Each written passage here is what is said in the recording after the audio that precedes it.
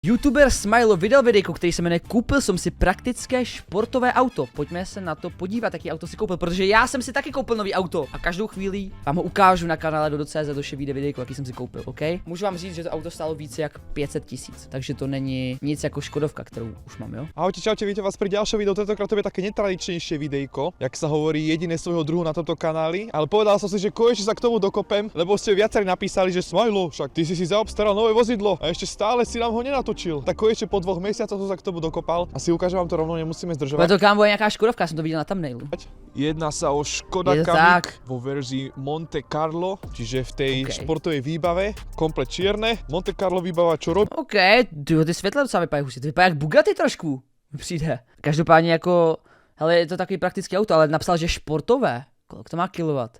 Jako tohle podle mě nebude mít víc jak 200 kW, ne? Je, že pridáva nejaké plastové čierne lakované prvky do toho auta, plus nevšímate si tú špinavú strechu, prečo som to auto umýval a vidíte, zima proste moc nepraje autu, plus panoráma. To mě zajímá, jak ta panorama bude velká. Je to jazdenka samozrejme, nové to není, je to ročník sa mi zdá, že to 21, je to obuté na 18-palcových Monte Carlo kolesách, alebo inak povedané športových. Je to najvyššia motorizácia, 7-stupňový automat, 110 kW, čiže nejakých 150 koní približne. 110 kW? To není sportový auto, ne? Však moje daily auto má 140 kW. A v životě bych neřekl, že to je sportovní auto. Mám toto auto už asi približne nejaké 2-3 mesiace, už som na ňom stihol najazdiť nejak približne skoro 5000 km, takže už asi aj viem, aké sú jeho neduhy, jeho výhody, neduhy. Sa mi strašne páčia ešte stmavené zadné okná, súkromie. Ešte vám ho ukážem aj takto zozadu, strašne sa mi páčia tie full ledkové svetla, ktoré sú na tomto aute, dynamické smerovky. A podle mě tak to asi chtěl dát jako do toho thumbnailu a do názvu, aby to jakoby vypadalo, jako aby na to lidi víc klikali, tak asi to chápu, jakože to tam nazval, že sportovní auto, asi aby to prostě bylo jako lepší videjko, no. A nie sú tu matrixy, takže žiadne vyrezávanie, bohužiaľ, ale to mi nevadí, popravde veľmi. Strašne sa mi páčia tie smerovky, ja ich musím ukázať. Takto auto bliká vpredu a takisto bliká aj vzadu, samozrejme. Dobre, to som ukázal. Taká blbosť proste tak ma nadchne neskutočné. Jo, ja takýhle blbosti mám rád na autech. Ako som spomínal, auto mám z druhej ruky, je to jazdené auto, teraz mám na ňom približne nejakých 70 000. Zase nie som ľudia nejaký autičkár, takže v tomto videu môžu byť aj nejaké, jak sa hovorí, chyby. Ako mám rád auta, ale zase odborník úplne nie som do tých aut, ale snažím sa vám samozrejme ukázať to, čo momentálne vlastním. Môžeme sa ísť pozrieť dovnútra.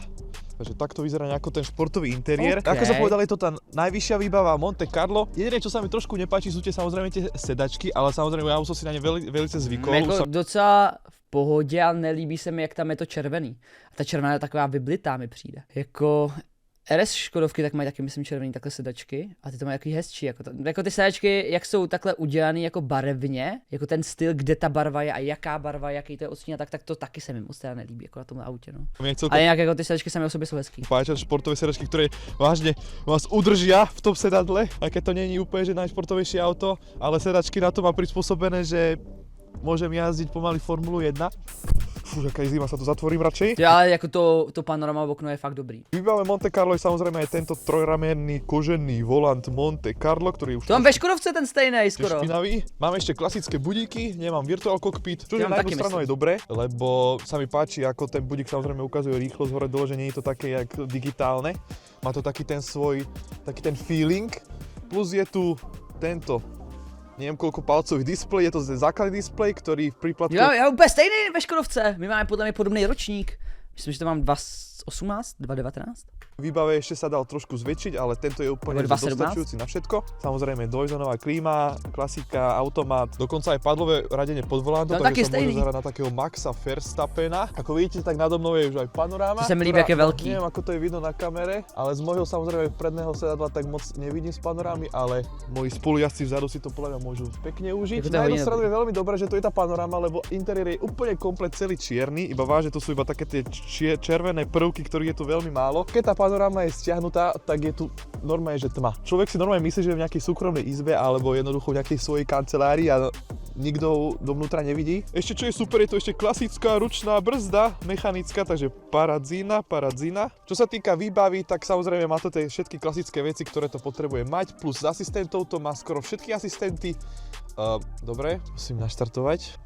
Takže takto naštartované, minus 2 vonku. Takže z asistentov tu máme sledovanie mŕtvého uhla, máme adaptívny tempomat, máme držanie v jazdných prúhoch. Adaptivní tempomat je dobrý. To nemá ani teď to moje auto jsem si koupil do prčic. Núdzové brzdenie. Nie sú to všetky asistenty, chýba tu rozpoznávanie únavy vodiča plus rozpoznávanie značiek, čož by akurát nevadí, lebo to sú akurát dva asistenty, ktoré nie sú... Jako to rozpoznávání značek mi přijde, že ani nefunguje moc dobře. Ty jedeš na 50 a tam ti to ukazuje, že můžeš jet 70, že tam je 70. To lepší už je Waze jako. Nejaké, ktoré by som potreboval velice. Nebo nevím, jestli to má takhle každý auto, ale mě auto to teda takhle mají. Ešte si môžeme zatiahnuť tú, Obě, co to mají. tú panorámu.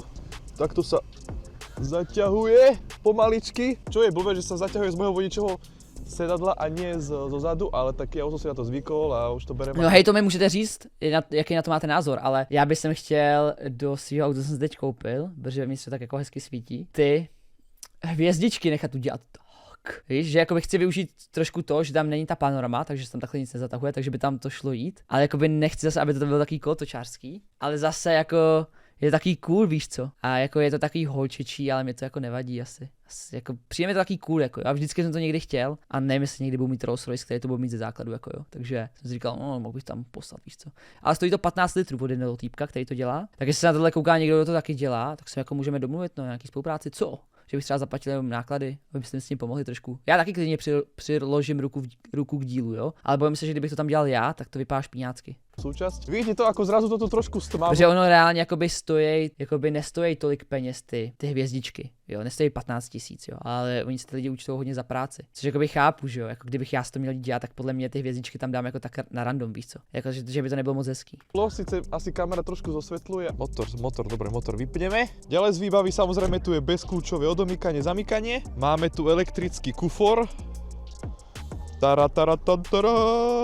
Čože super, že ešte pod podlahou máme ešte dojazdovú rezervu, dokonca tu máme aj kompresor. Čož mi trošku vadí na tomto kufri je to, že to osvetlenie tohto kufra je úplne že mizerné, je tu jediné. A není tak velký ten kufr, co? Jako je do vejšky hodně, ale jako by není tak široký, nebo dlouhý spíš. Tu je toto maličké svetielko, ktoré tu bojuje o život s tým, aby to v noci osvietilo tento celý priestor. Nie je to najväčší kufor, ale samozrejme mne úplne bohate stačí. Dobre, tak zase zatvoríme. Ešte si môžeme sadnúť takto tu dozadu. Kokos, ja som vo svojom aute ani vzadu skoro ani nesedel. A tu sa dobre sedí, pohodlne. Plus tu máme ešte takúto krásnu laťkovú opierku stredovú, ktorá, keď sa budem nudiť, tak a zrazu Škodovka dá autopilot režim do tohto auta, tak sa tu takto pajne sa to oprem a budem sledovať cestu. Že mám tu pomerne veľa miesta nad hlavou ešte. No, to je dosť dôležité. A dosť zaujímavé vyzerajú tie športové sedačky odtiaľto zozadu. Také vážne, také hrubé, kokos mi to príde, ako keby to vážilo 300 kg pomaly. Ale aspoň ma nikto nevidí, že som teraz vzadu. Inak toto video vôbec nemám pripravené, to idem úplne že freestyle, takže asi aj takto aj vyzerá toto video, ale tak chcel som vám natočiť to videjko o tomto aute. Jedna z nevýhod tohto auta je to samozrejme, že keď naštartujem, tak mi vôbec neukazuje auto, že či svietim. Jediný spôsob, ako to zistím, je, že sa tu proste pozriem dole na toto kolečko a zistím, že ako svietim. Niekedy je to metúce, lebo niekedy neviem, že či svietim dostatočne, niekedy, no chápete, je to také všelijaké, ale ja už som si na to zvykol. Plus ešte tu máme hlasové asistent. Tak já vždycky to mám daný na automat a to funguje jako docela hezky mi přijde. Teta, ktorého som asi v živote nezapol, máme tu vyhrievanie volantu, dokonca má tu trúbu, bezdrotové nabíjanie mobilu ešte tu je, ktoré mne nabíja. Jako výbava docela dobrá, jako reálně by mě zajímalo, jako to koupil. Jako výbava, co tam má, ty máte, víš co, panoramu takovouhle, má to adaptivní tempomat, má to vyhřívání volantu, jako ty má dobrou výbavu, jako. Moc dobré, je to také dobré na udržiavanie baterky v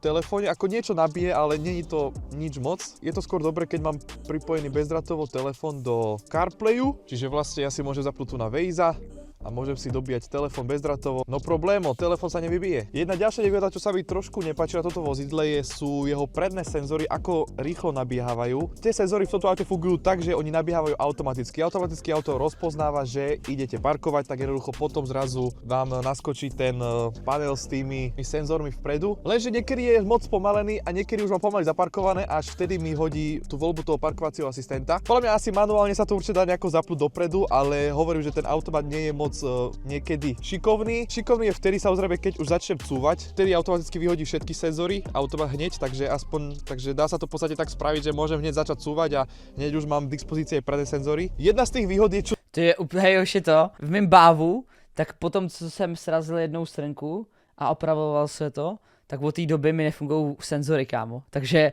Já když řídím nějaký auto, já vůbec jako nespolíhám na senzory nic, jako. Nejsem na to vůbec zvyklý. Jediný, co kam, tak hodně spolíhám teda na zadní kameru, jako. Bez té by se mi nechtěl moc jako couvat. Víš co, jako že vidíš v zrcátkách, jo, ale přece jenom tou kamerou vidíš mnohem jako víc, víš co, jako. Jako reálně, kdyby za tebou bylo něco, co bude třeba takhle vysoký, tak ty nemáš jak to vidět z těch zrcátek, jako když to bude úplně ve středu za tebou a budeš couvat, tak to neuvidíš, tak je to taký nepříjemný. A kamerka jako top. To som vážne donedávna iba objavil, je napríklad, že keď si dám samozrejme spiatočku, tak mi ukáže parkovaciu kameru. Zistil som, že okrem senzorov vzadu, mám tu ešte senzory, ktoré mi sledujú mŕtve uhly, ale nie mŕtve uhly, ktoré sú v späťakoch, ale mŕtve uhly pri vyparkovávaní, čo sú tieto dve dlhé čiary čierne vedľa toho auta. Čiže vlastne, keď napríklad vycúvam z nejakého parkovacieho miesta, tak auto sleduje ešte mŕtve uhly za ďalšími autami, či tam náhodou sa niečo nenachádza a auto ma vie krásne upozorniť, že pozor, niečo tam je. Je to samozrejme klasická statická parkovacia kamera, nie sú tu dynamické čiary, není tu ani vyhrievané predné okno, fúkar vpredu je, takže tiež zatiaľ mi to nevadí popravde.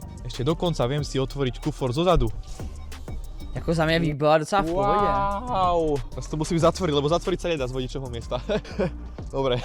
Má to super sporivé režimy, keďže je to automat, dokáže to ísť iba na 2 válce, keďže Mě by zajímalo, je kolik to štvorválec. žere, teď jsem tam viděl spotřebu 8. Tieto režimy sa zapínajú automaticky, ja ich neovládam, plus a toto auto disponuje takzvaným ako keby takým plachtením, v podstate jeho zotrvačnosť, alebo neviem jak tam nazvať, je oveľa dlhšie ako pri nejakých normálnych autách, čiže vlastne on ako keby šetrí palivo iba tým, že iba tak plachtí po vozovke, čiže v podstate nemusím ani stlačať plyn nič a proste auto iba ide, využíva, neviem ako funguje tá prevodovka, ale týmto spôsobom tiež šetrí palivo a plus aj to auto nie je úplne, že nejaké, jak sa hovorí, také žravé. V zime to auto trošku žere viacej ako som očakával, ako to je pravda, ale keď bolo teplé počasie ešte v októbri, keď som to auto zakúpil, tak som sa kľudne v meste som sa vedel dostať pod 7 litrov. Inakšie teraz v zime mám takú takže to žere tak nějak jak moje aj. potrebu okolo 7,5 asi Jako moje dailina. Moje bávo, tak. No to žere trošku víc. To ani nemůžu říkat, nebo bych ho nikdy neprodal. 8, niekedy vyskočí, samozrejme záleží od štýlu jazdy. Plus ešte sa tu nachádza aj ambientné osvetlenie, ktoré je tu pozdĺž tejto palubovky, ale nie je akože nejaké že moc extrémne, že výrazné, je to vážne iba také jemnučké svetlo, aj keď to je na fullke nastavené. A asi to je všetko, čo som chcel povedať. Toto je môj Monte Carlo Škoda Kamiq, Škodovka v športovej výbave, v tej najvyššej podstate výbave, aké sa dalo získať toto auto vtedy. Nie som nejaký autíčkár, toto je moje prvé video o aute, takže samozrejme musíte to brať trošku s rezervou. No, takže môžete kľudne napísať do komentárov, čo si myslíte o tom aute. Zatiaľ jazdí spoľahlivo, dúfam, že aj bude, ešte stále je v záruke nejaký ten mesiac, takže ešte keby náhodou sa niečo pokazilo, tak ho ešte... To máš ještě záruku, jo? Tohle to ale nebude novější než 2021, ne? To tam byla docela dlouhá záruka. Protože myslím si, že ty digitální budíky se dělaly nějak v roce 2022, 2021, něco takového u Škodovek. Môžem zreklamovať a uvidíme sa pri nejakom ďalšom videjku. A to je odo mňa všetko. Bye bye. Tak děkujeme Smileu, to je jako, myslím si, že je dobrá kára, jako. Nevím, kolik mohla stát, ale jako, jestli to koupil za dobře, tak za mě jako v pohodě svezení, jako.